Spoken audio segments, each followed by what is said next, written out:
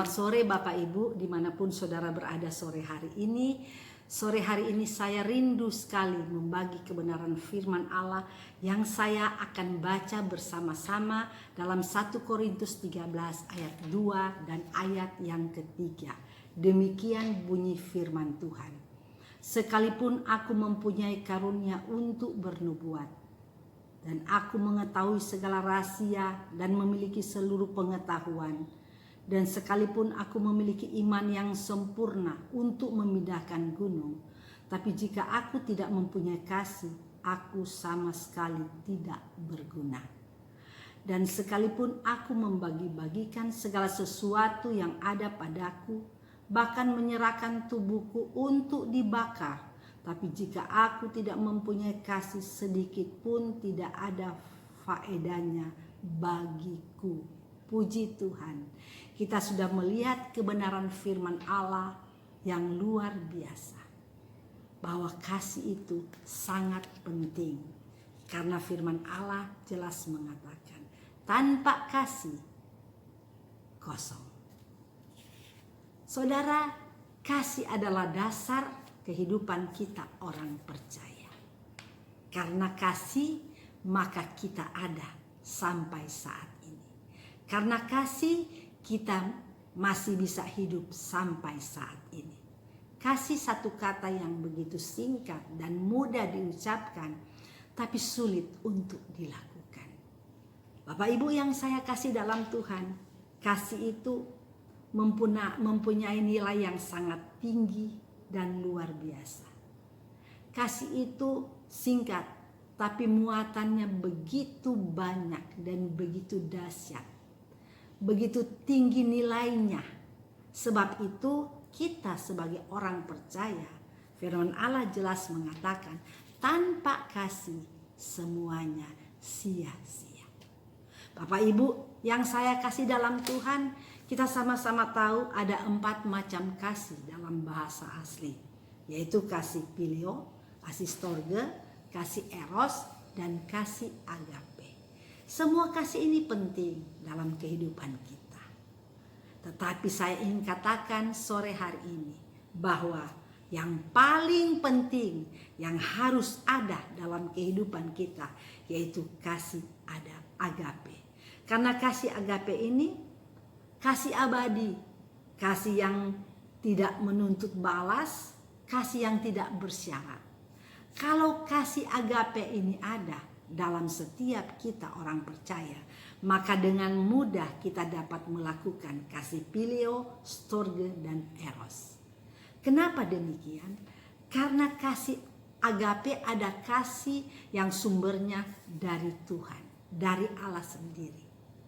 Dan kasih agape itu adalah kasih yang sempurna.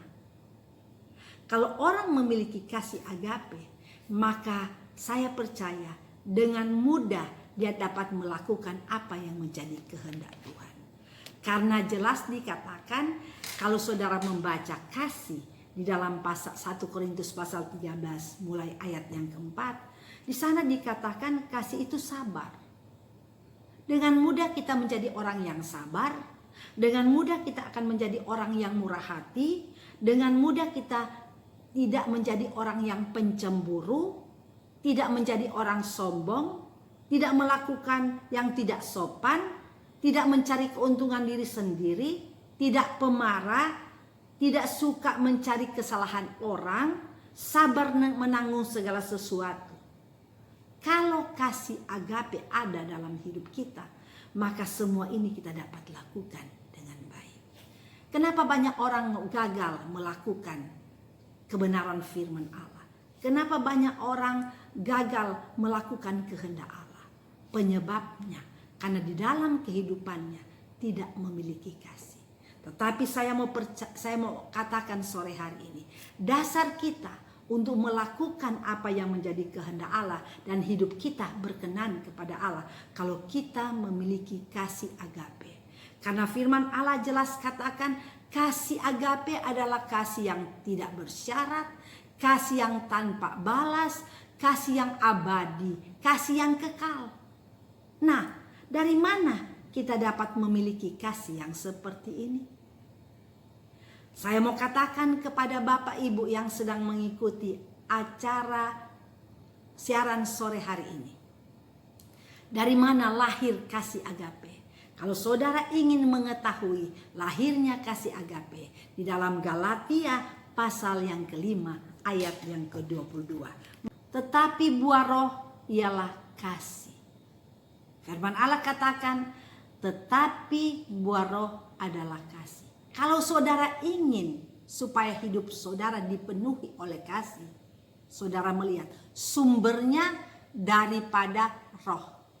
Kalau hidupmu dipenuhi roh, hidupmu dipimpin oleh roh, hidupmu diurapi oleh roh, saya percaya saudara akan dapat melakukan kasih itu dengan baik. Tanpa kita berusaha untuk melakukan, pasti kasih itu akan keluar dengan sendirinya dari dalam hidup kita. Karena firman Allah menjelaskan bahwa buah roh adalah kasih.